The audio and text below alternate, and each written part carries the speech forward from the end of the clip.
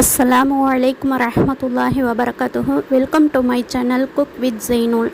This video sponsored by BuyMode e-shopping app.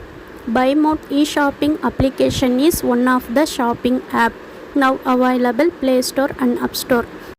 பைமோட்டோடைய லிங்க்கை நான் டிஸ்கிரிப்ஷனில் கொடுத்துருக்கேன். போயிட்டு லிங்க்கை கிளிக் பண்ணி இன்ஸ்டால் பண்ணி லாகின் பண்ணி செக் பண்ணி பாருங்கள்.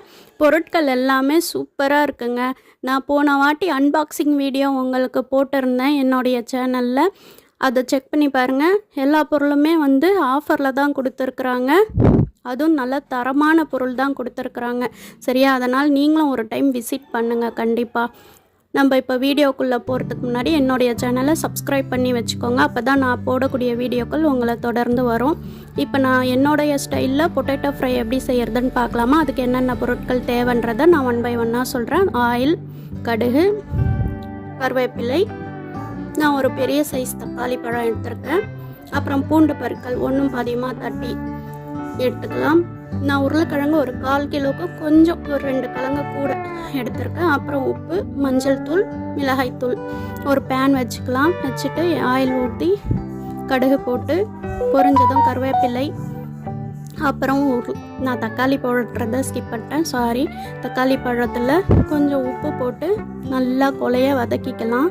அதுக்கப்புறம் பூண்டு பற்கள் தட்டி வச்சுருக்கேன்ல அதை கூட ஆட் பண்ணி நல்லா வதக்கிக்கலாம்.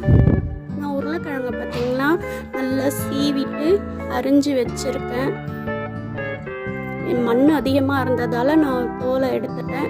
நான் எப்போவுமே தோலோடு தான் சேர்த்துக்குவேன். அப்புறம் மிளகாய்த்தூள், நெக்ஸ்ட்டு மஞ்சள் தூள் போட்டு நல்லா ஃப்ரை பண்ணி முடிச்சுட்டு நம்ம இது கூடவே உருளைக்கிழங்கை ஆட் பண்ணிக்க போகிறோம். நான் இந்த மெத்தடில் தான் செய்வேன். இது நல்லா ஆயிலே பாயில் பண்ணணும். தண்ணி 1/4 பங்கு தான் நம்ம வைக்க போகிறோம். அதிகமாக இதில் வைக்கக்கூடாது. ஏன்னா பாதி தண்ணியிலையும் பாதி ஆயில்லையும் வேக விடணும். அப்போ தான் நல்லாயிருக்கும் ரைஸுக்கு சாப்பிட. நான் இதுக்கு ரசம் சாதம் தான் ரெடி பண்ணியிருக்கேன். இப்போ நான் தண்ணி ஊற்றி உப்பு போட்டுட்டேன். பாருங்கள், நல்லா கொதிக்குது. இப்போ தண்ணி சுண்டி வந்திருக்கு. இந்த நேரத்தில் நம்ம லோ ஃப்ளேமில் வச்சுக்கலாம் அடுப்பை. ஏன்னா அதிகமாக வச்சோம்னாக்கா தீஞ்சிடும். அதனால் கம்மி பண்ணிவிட்டு கொஞ்ச நேரம் கிண்டி விட்டுக்கிட்டே இருங்க. இப்போ நம்மளுடைய பொட்டேட்டோ ஃப்ரை ரெடி ஆகிடுச்சு. இந்த வீடியோ உங்களுக்கு ரொம்பவே யூஸ்ஃபுல்லாக இருக்கும்னு நினைக்கிறேன். என்னுடைய சேனலை கண்டிப்பாக லைக் பண்ணுங்கள், ஷேர் பண்ணுங்கள், கமெண்ட் பண்ணுங்கள் அண்ட் சப்ஸ்கிரைப் பண்ணுங்கள். அப்போ தான் உங்களுக்கு மறக்காமல் என்னுடைய வீடியோக்கள் நோட்டிஃபிகேஷனில் வந்துக்கிட்டே இருக்கும். அதனால் பெல் பட்டனை கிளிக் பண்ணி வச்சுக்கோங்க, ஓகேவா?